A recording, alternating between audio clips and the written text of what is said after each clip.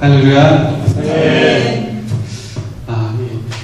우리 사랑하고 존경하는 우리 성사님들, 목사님들 앞에서 이렇게 말씀을 전하려고 하니까 너무 민망하고요. 같이 이 논문들 우리 교수님 앞에 쫓아가는 그런 학생의 마음입니다. 그러나 하나님께서 원하신다면 이 부족한 자를 통해서도 은혜를 내려주실 줄 믿습니다. 네, 잠시 기도하겠습니다.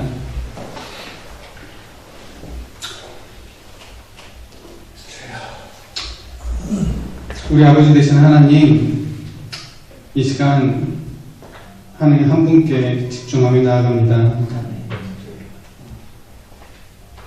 이 시간 하나님 만나게 하여 주시옵소서. 하나님 우리에게 말씀하여 주시옵소서. 하나님 부족한 자가, 불의하고 경건치 못한 자가 하나님의 말씀을 전합니다. 하나님 성령으로 함께 하셔서 하나님의 말씀을 해석하고 또 선포할 때 오직 하나님의 말씀만 전할 수 있게 하여 주시옵소서. 예수님의 이름으로 기도드립니다. 아멘. 오늘 말씀은 시편 23편의 말씀입니다. 너무 잘 아는 시편 23편의 말씀입니다.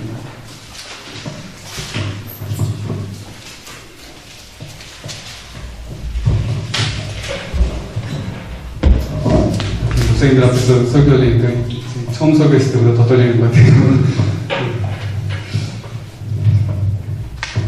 자, 우리 제가 한 절 읽고 그 다음 다 같이 한 절 읽으시고 그렇게 교독하겠습니다. 여호와는 나의 목자시니 내게 부족함이 없으리로다.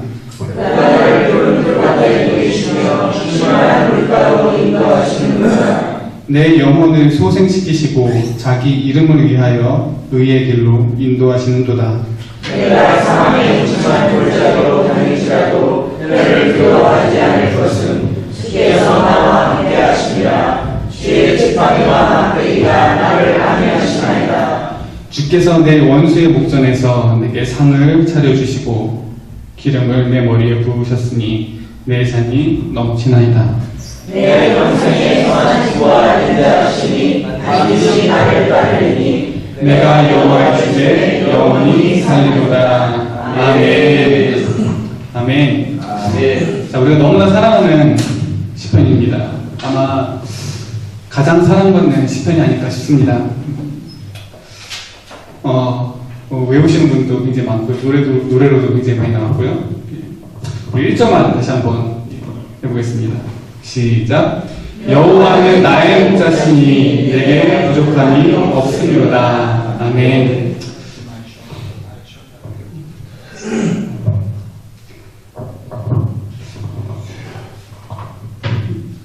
여호와는 나의 목자시니 내게 부족함이 없으리로다.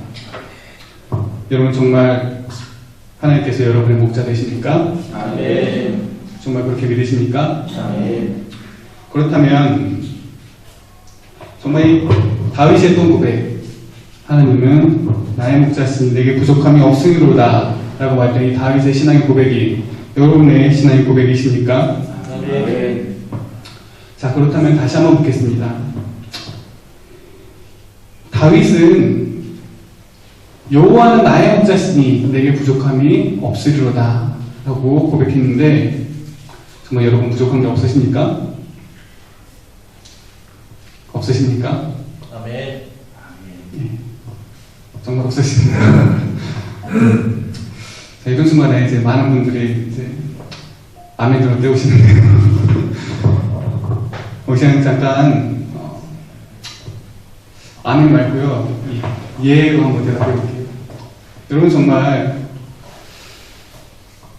하나님이 우리의 목자 되시기 때문에 우리 가운데, 여러분의 삶 가운데 부족한 것이 아무것도 없으십니까?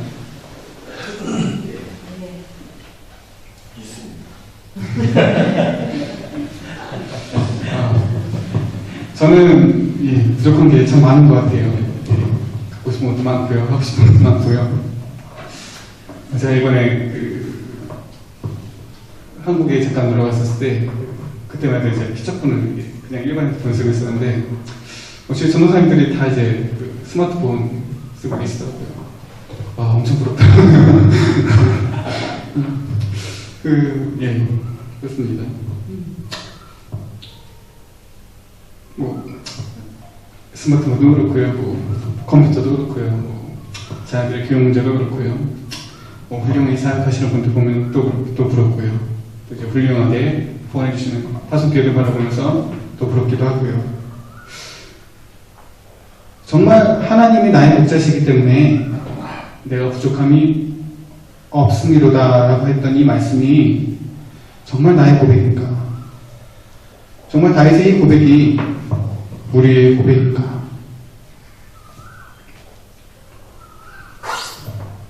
학업이나 직장, 사업, 또 건강, 또 자녀 문제, 가족들의 문제, 자녀들의 시험, 집안일, 인간관계, 가족관계, 교회와의 관계. 정말 우리가 사는 그런 인생 가운데 정말 부족한 것이 아무것도 없으십니까? 만약 하나님이 나의 목자라고 고백을 하면서 만약 내게 부족한 것이 있다면 그거는 하나님이 우리의 목자가 아니시던지 아니면 우리가 거짓말을 하고 있는 것입니다. 만약 우리가 이 다윗의 고백, 여호와가 나의 목자시기 때문에 내게 아무런 부족함이 없다 라는 이 고백을 입술로만 말하고 우리 마음으로 진정 믿지 아니한다면 바로 이 시편은 유행가의 가사와 다를 것이 없을 것입니다. 우리가 가끔 TV 보면 가수들이 나와서 노래하는 거 보면서 많은 위로를 받잖아요. 그때 많은 이제 감동도 올 때도 있잖아요. 유행가에도 이렇게 우리의 마음을 편안하게 해주고 기쁘게 해주고 또 즐겁게 해주는 것들이 많습니다. 만약 우리가 이 시편을 외우고 그렇게 사랑하면서 정말 하나님이 나의 목자가 되신다고 고백하면서 내게 부족한 것이 있다면 우리는 이 시편을 유행가 가사와 똑같이 생각했던 것입니다. 어쩌면 우리는 굉장히 힘든 그런 시기를 살고 있습니다. 경제적으로도 또 정치적으로도 이번 새로운 대통령이 이제 취임을 할 건데요. 반으로 나누어진 그런 나라들, 또 남북으로 나누어진 나라들, 북에서는 또 핵이 어쩌고 저쩌고 이렇게 말하고 미사일이 어쩌고 저쩌고, 또 중국과 일본에서는 호시탐탐 우리를 노리고 있고요. 또 저쪽에 또 핵이 터져서 뭐 어쩐다 저쩐다 말씀 방사능이 나오고 또 많은 장사하시는 분들은 IMF 때보다 더 힘든 그런 시기다 라고 말씀도 많이 하시고요. 또 이런 어려운 시기 가운데 또 영향을 받는 우리 파송교회들, 또 우리 후원해주시는 많은 교회들, 정말 어떻게 보면 우리 정말 어려운 시기를 살고 있는지도 모릅니다. 바로 이런 어려운 시기를 사는 때에 여호와는 나의 목자시니 내게 부족함이 없다라는 이 고백이 바로 여러분의 고백이십니까? 이렇게 대답할 수도 있을 것입니다. 다윗은 왕이었습니다. 다윗은 모든 것을 가졌던 사람입니다. 다윗은 왕이고 모든 권력의 중심이었기 때문에 우리가 상황이 틀립니다. 만약 나도 다윗처럼 돈과 권력, 이 모든 것들을 가지고 있었다면 나도 여호와는 나의 목자시니 내게 부족함이 없습니다 라고 당당히 고백할 수 있을 것입니다 라고 반문할 수도 있을 것입니다. 그러나 다윗이 이 시를 지었던 때는 다윗의 인생 가운데 가장 큰 어려움 가운데 처했던 바로 그 시기입니다. 우리가 이 시를 읽으면서 굉장히 감정적이 될 때가 있습니다. 아름다운 운율, 시험, 아름다고 푸른 냇가와 들판들, 어디선가 들려올 듯한 음악소리, 사랑스러운 사람들, 많은 양떼들, 여유롭고 풍요로운 또 자유로운 삶, 마음. 그러나 다윗이 이 시를 지었을 때는 이러한 사실과는 이런 일과는 거리가 있습니다. 다윗은 모든 것이 완벽하고 또 모든 것이 평안했던 안전했던 시기에 쓴 것이 아닙니다. 자신의 모든 성공이 무너졌을 때, 가장 큰 절망 가운데 있을 때 바로 이 시를 지었던 것입니다. 자신의 아들인 압살롬의 반역으로 인해서 도망자 신사가 되었을 때 바로 이 시를 짓게 되었습니다. 아들 압살롬의 반란 때문에 예루살렘에서 도망하여서 이리저리 유대 광야를 떠돌고 있을 때, 도망 다니고 있을 때 자신의 아들이 칼을 들고 자신을 죽이려고 쫓아오고 있을 때 지은 시입니다. 왕자였던 아들이 자신을 배신하고 자신에게 반란을 했습니다. 가족이 무너졌고요. 나라가 무너졌습니다. 바로 모든 소망이 완벽하게 끊어졌던 바로 그때 다윗은 여호와는 나의 목자시니 내게 부족함이 없습니다 라고 고백했던 것입니다. 모든 소망이 다 끊어지고 저 멀리서는 원수가 나를 죽이려고 다가올 때 모든 자신이 사랑했던 사람이 자신을 배반해서 칼을 들고 쫓아오고 있을 때 바로 그것을 바라보면서 자신을 죽이려고 다가오는 아들을 바라보면서 찢어지는 마음으로 아들을 바라보면서 지었던 시입니다. 물 한 모금, 풀 한 폭이 없는 사막 가운데서 털썩 주저앉아서 했던 고백, 다윗의 고백입니다. 여호와는 나의 목자시니 내게 부족함이 없습니다.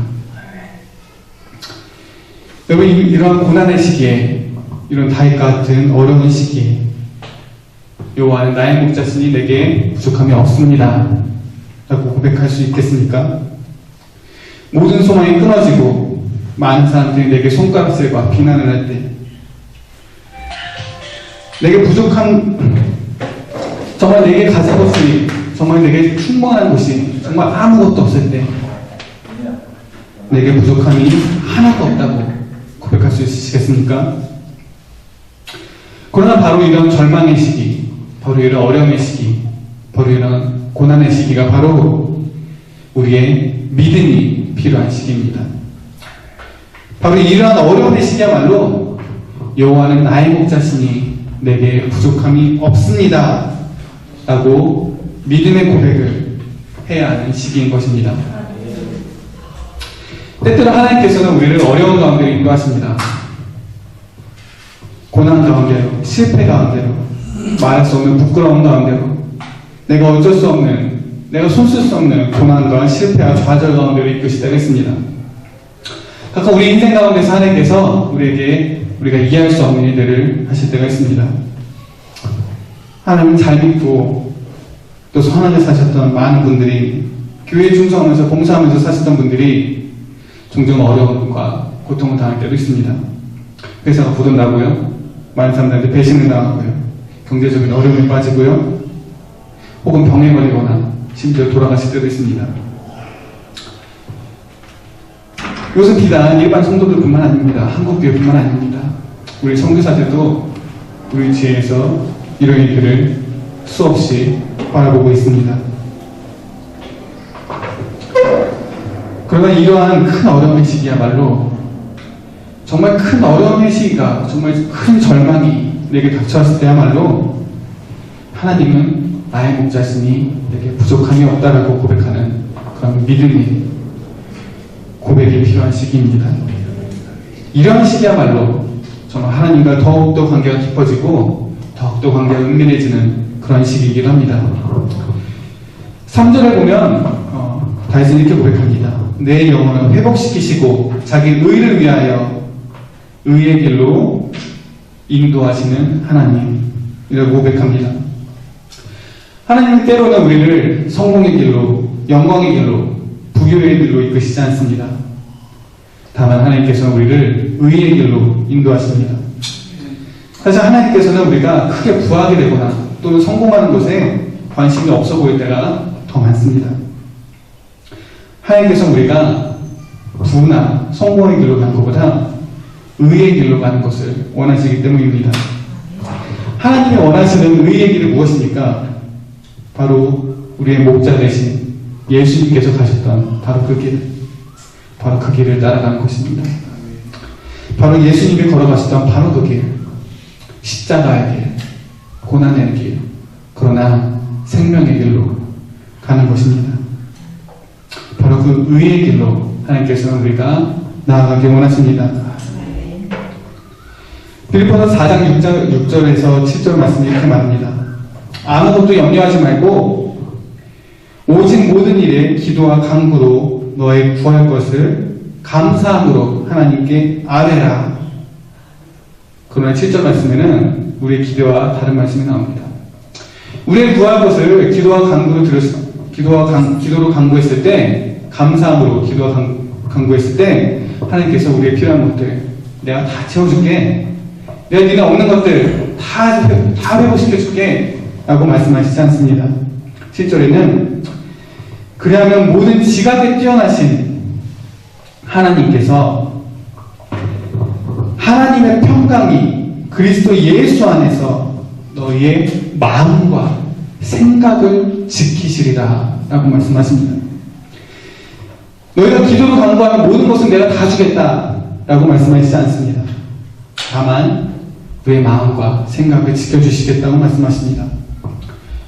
하나님께서 지키고자 하시는 우리의 마음과 우리의 생각이 어떤 것입니까? 하나님께서 나의 목자가 되셔서 나를 실만한 물가로 인도하신다는 바로 그 믿음. 내가 사망의 음침한 골짜기를 지날지라도 하나님께서 나를 지켜주시고 또 보호해 주신다는 바로 그 믿음. 하나님의 선하심과 인자하심이 바로 우리의 평생 가운데 함께 하신다는 바로 그 믿음. 하나님의 지팡이와 막대기가 나를 어려운 가운데서, 위험 가운데서, 원수 가운데서 지켜주신다는, 보호하신다는 바로 그 믿음. 영원한 하나님의 나라가 우리와 함께 하실 거라는 바로 그 최후 승리의 믿음입니다.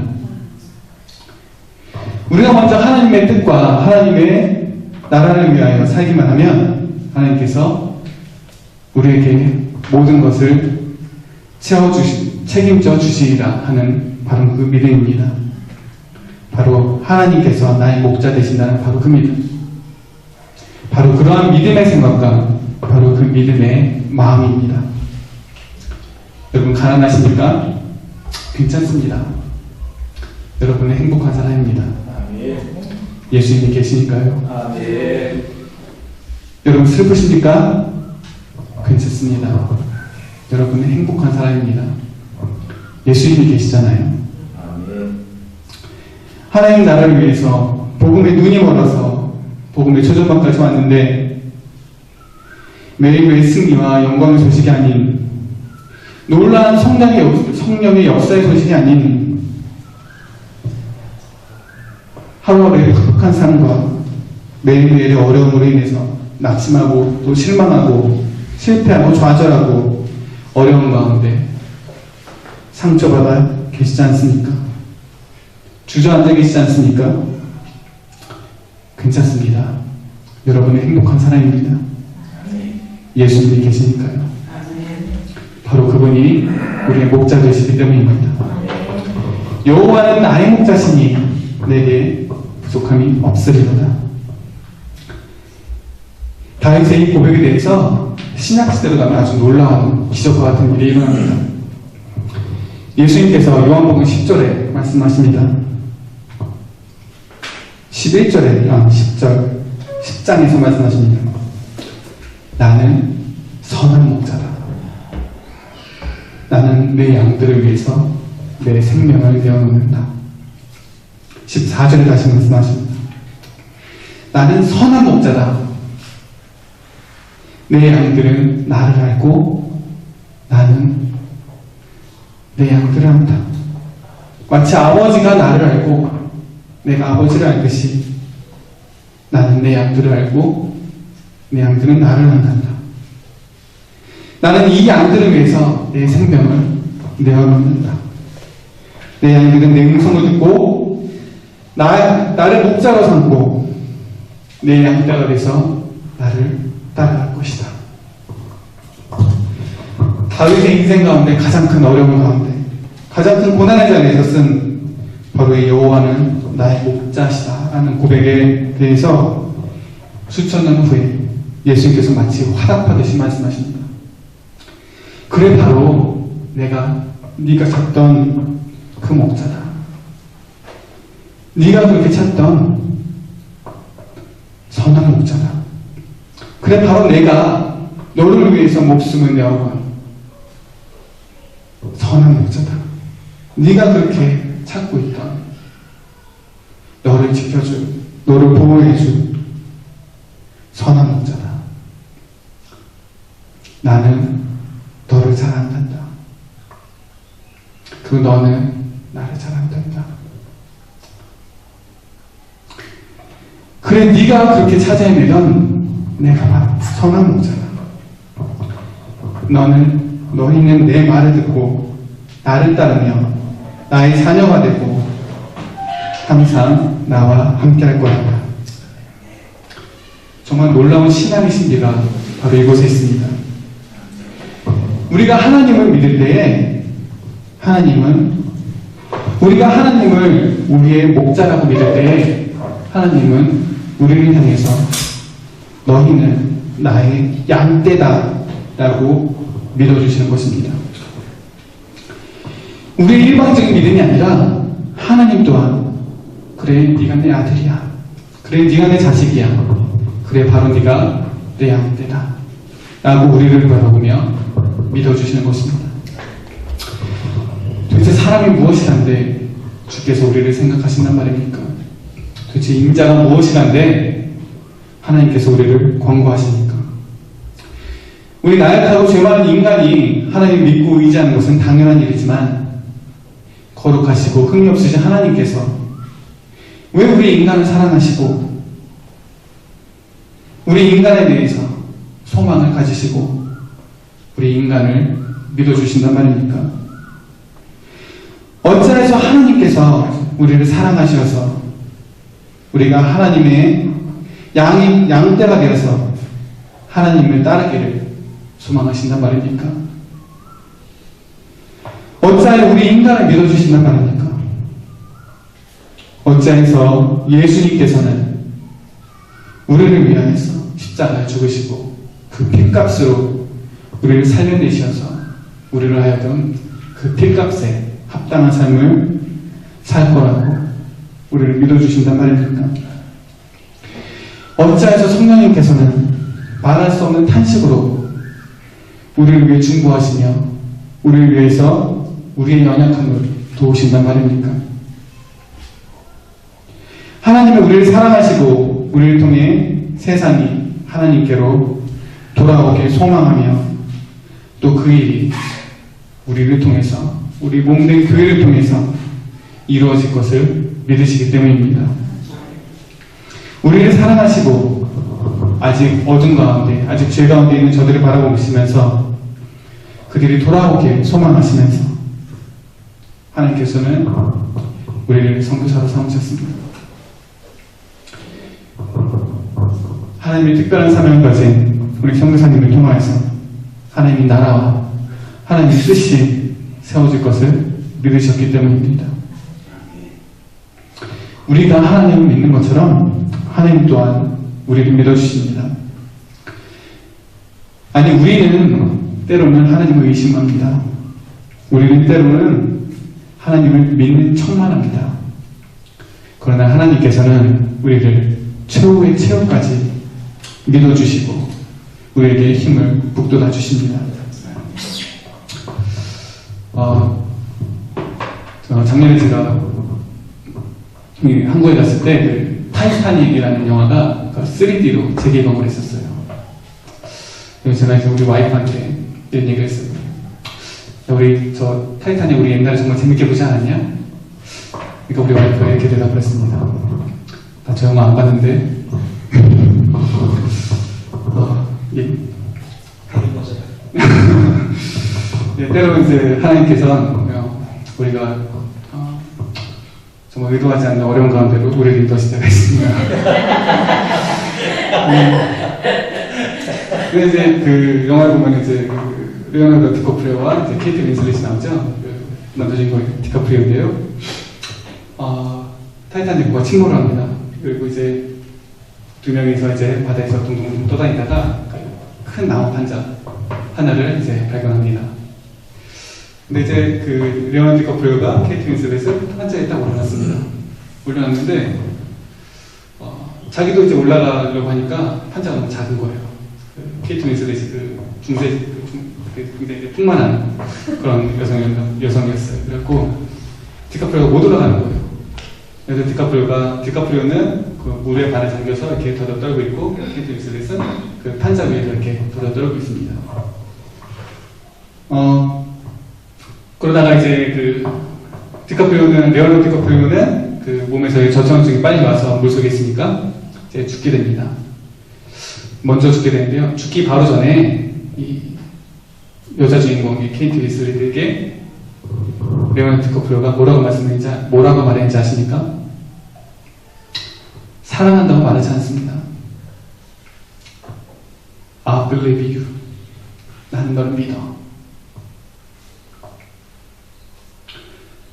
지금 이렇게 얼어 죽게 생겼지만 이 큰 배가 침몰하고 그리고 수많은 사람들이 우리 주위에서 죽어가고 있고, 그리고 우리 또한 이렇게 얼어서 죽게 생겼지만 나는 너를 믿어. 넌 반드시 살 거야. 넌 여기서 죽지 않을 거야. 넌 반드시 살아서 나이를 많이 먹은 후에 침대 위에서, 따뜻한 침대 위에서 사람들을 둘러싸는 가운데 그때 평안하게 죽게 될 거야. 나는 너를 믿어. 넌 반드시 살아서 나갈 거야. 만약 이 레오나르도 디카프리오가 죽기 전에 사랑해 하고 죽었다면 아마 이 케이트 윈슬렛도 나도 사랑해 하면서 따라 죽었을 거예요. 그러나 디카프리오는 이렇게 말했습니다. 나는 너를 믿어.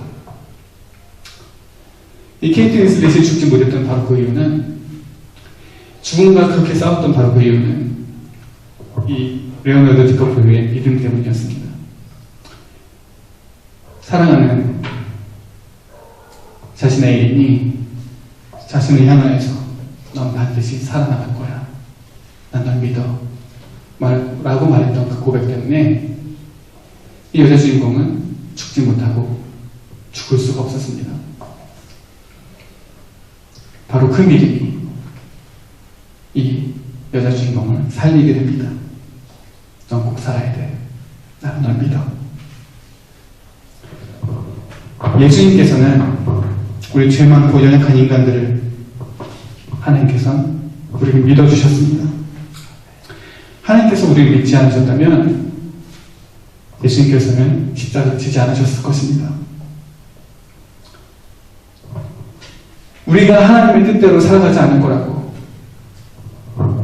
그렇게 생각하셨다면, 우리를 통하여서 하나님의 뜻과 하나님의 나라가 세워질 것이라고 믿지 않으셨다면 예수님께서는 십자가를 지지 않으셨을 것입니다. 예수님의 사랑을 십자가에서 보여주신다면 우리 또한 예수님처럼 예수님의 사랑을 실천할 것이라고 그렇게 우리를 믿어주셨기 때문에 예수님께서는 십자가를 묵묵히 지셨던 것입니다. 만약 우리를 믿지 않으셨다면 하나님께서는 우리에게 사명 또한 주지 않으셨을 것입니다. 예수님을 배반했던 베드로, 그렇게 호언장담하고 큰 소리 빵빵 쳤던 베드로, 가장 열성적이었던 그 베드로가 예수님을 부인했을 때, 예수님 모른다고 했을 때, 예수님을 저주했을 때, 그리고 실패하고 낙심하고 낙담하여서 제자들과 멀리 떠나서, 예수님을 멀리 떠나서 다시 고기 잡는 자리로 내려왔을 때 예수님께서는 다시 그 베드로에게 나아가서 이렇게 말씀하십니다. 너 나 사랑하느냐? 네가 날 사랑한다면 내 양떼를 먹여라. 그 부드럽고 하지만 불꽃 같은 눈동자가 베드로를 바라보시면서 네가 나를 사랑한다면 내 양떼를 쳐라. 네가 나를 사랑한다면 내 양떼를 먹여라. 예수님의 제자들 가운데 가장 큰 실패를 한 베드로에게 와서 예수님께서는 가장 큰 사명을 맡겨주십니다. 하나님께서 우리를 사랑하시고 하나님께서 우리를 소망하고 계십니다. 바로 하나님의 나라를 세워갈 것을, 하나님의 뜻을 이룰 것을, 그것이 바로 우리가 이 복음의 최전방에, 이 선교지에 우리가 와 있는 이유인 것입니다. 어려운 가운데, 부끄러운 가운데, 모든 소망이 끊어진 가운데 있으니까 예수님께서 말씀하십니다. 내가 너의 선한 목자다. 아멘. 내가 너를 위해 목숨을 버린다. 내가 너와 반드시 함께할 것이다. 그렇습니다. 예수님은 우리의 목자가 되십니다. 아멘. 내가 너를, 예수님이 목자가 되시니 내게 부족함이 없습니다 라고 고백하는 우리 믿음의 승리가 되시기 바랍니다. 아멘. 하나님의 선하심과 임재하심이 우리 사랑하는 우리 감리교 선교사님들 사역과 가정 위에 함께 하실 것입니다. 아멘. 우리 마지막으로 한번 고백하면서 끝내겠습니다. 여호와는 나의 목자시니 내게 부족함이 없으리로다. 여호와는 나의 목자시니 내게 부족함이 없으리로다. 아멘. 기도하시겠습니다.